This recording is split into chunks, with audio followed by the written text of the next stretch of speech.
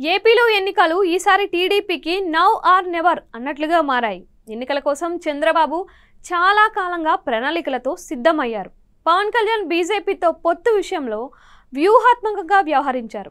సీట్ల కేటాయింపులో సామాజిక సమీకరణలను పక్కాగా అమలు చేశారు. కూటమి నేతల సభలకు వస్తున్న ప్రజా స్పందనతో చంద్రబాబులో మరింత ధీమా పెరిగింది. పోలింగ్ ముందు చివరి 3 రోజులు చంద్రబాబు కొత్త ప్రణాళికలు అమలు చేస్తున్నారు. ఎన్నికల్లో గెలుపుపైన చంద్రబాబు ధీమా వ్యక్తం చేస్తున్నారు. తాజాగా ప్రధాని మోడీ రాష్ట్రంలో 2 విడతలుగా ఎన్నికల ప్రచారం నిర్వహించారు. ప్రచారానికి వచ్చిన స్పందన పైన మోడీ సంతృప్తి వ్యక్తం చేశారు.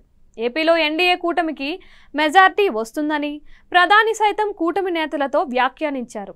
ప్రధాని తన ప్రచారంలో వైసీపీని టార్గెట్ చేశారు. జగన్ ప్రభుత్వంపై ఆరోపణలను సంధించారు. అటు పవన్ కళ్యాణ్ ఇటు చంద్రబాబు తమ ప్రచార సభల్లో జగన్ పైన చేస్తున్న ఆరోపణలకు ప్రజల నుంచి వస్తున్న స్పందనతో మరింత నమ్మకం పెరుగుతోంది. కొన్ని ఎంపిక చేసిన నియోజకవర్గాల్లో చంద్రబాబు పవన్ ఉమ్మడిగా ప్రచారం నిర్వహిస్తున్నారు. గోదావరి జిల్లాలో మెజార్టీ సీట్లు సాధించడమే లక్ష్యంగా చివరి 2 రోజుల్లో కొత్త వ్యూహాలతో ముందుకు వెళ్తున్నారు.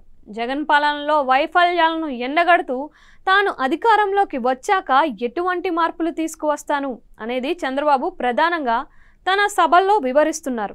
ఉపాధి ఉద్యోగాల కల్పన పైన హామీ ఇస్తున్నారు.